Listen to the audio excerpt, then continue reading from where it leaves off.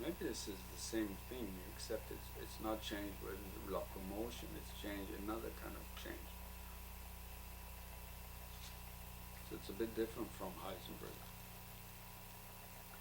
Really, physics today is more limited since Aristotle considered all four kinds of change in his physics, not just change in quantities of space with respect to time or change of velocity with respect to time. That is part of the locomotion type of change.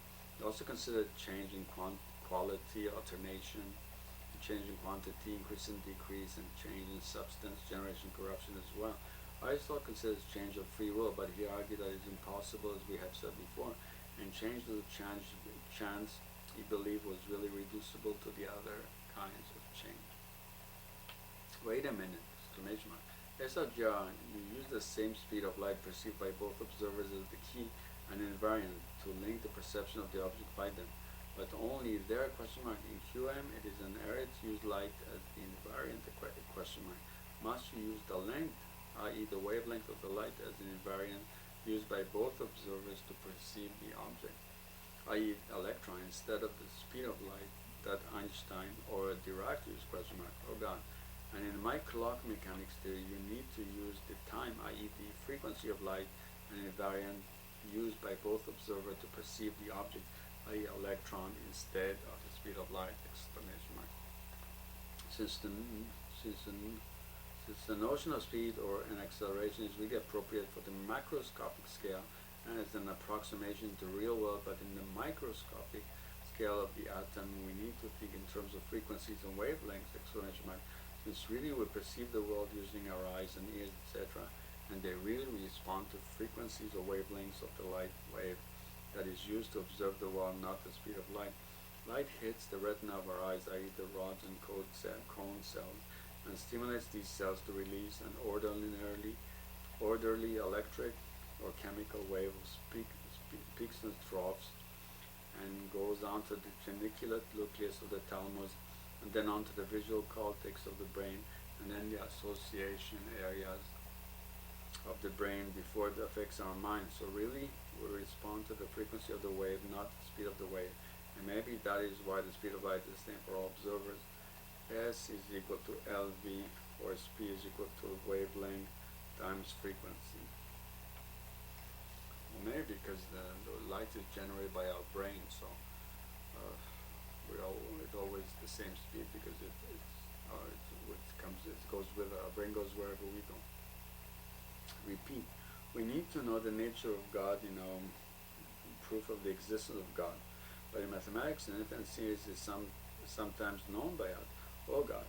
It seems that ideally our God should be infinite, but infinite that is still finite, those spanning huge space or great magnitude of his attributes, and these just keep increasing forever towards infinite magnitude or absolute infinity. An infinite series can diverge and have an infinite sum, but in some cases we know that it has a finite sum despite the fact that it never stops its progression.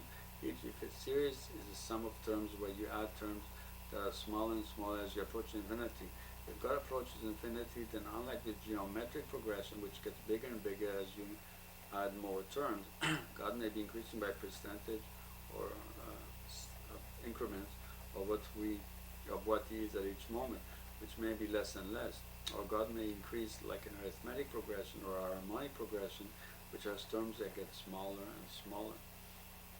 And it can converge to a finite sum, and we can replace the infinite series by a simple equation or vice versa. See also moment generating functions in combinatorics mathematics or probability theory mathematics.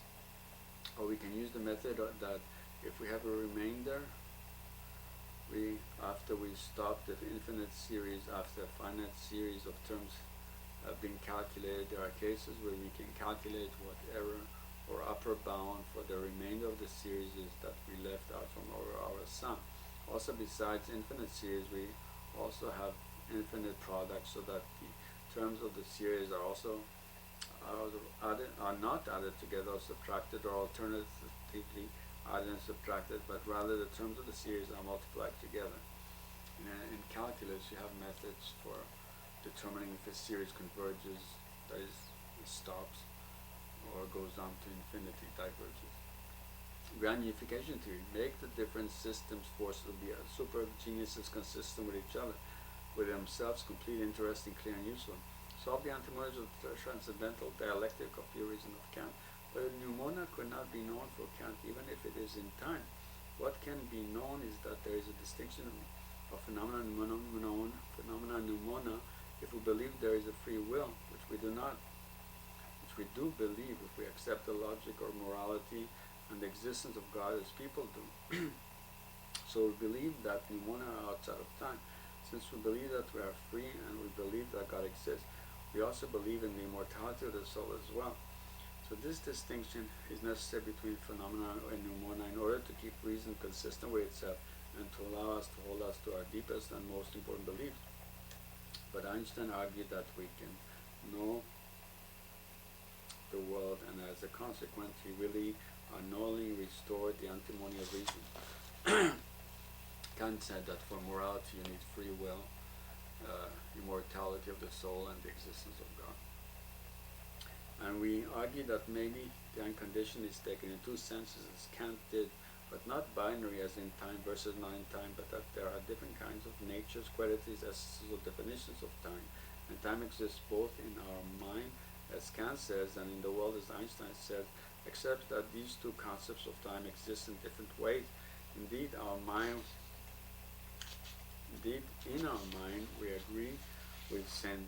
Augustine that the past is just given by our memory and the future is given by our expectation based on the past, and only the present time exists. This is an important extension of Aristotle's conception of the concept of time. And outside our mind there is no force like our intellect that unified time in the manner described by St. Augustine. Consider the notion of time first. Aristotle said that in the world only the present exists, since really time is the transition of the future into the past, and this is transition which is the present. Time is really indivisible, simple. Since the past time does not exist, the proof being that it's by nature no more, and the future does not exist, the proof being that it's by nature not yet, and only the present exists, and it is by nature indivisible. The proof being that if it was divisible, it would put the future into the past, which is impossible. Right, he defines the present as a future transition to the past, so it's a transition, so you can't split it, I guess. Also, time cannot have a beginning or an end, the proof being that it is just the present instant which is indivisible. Okay, so this may help prove the immortality of the soul if our soul help ensure the eternity of time.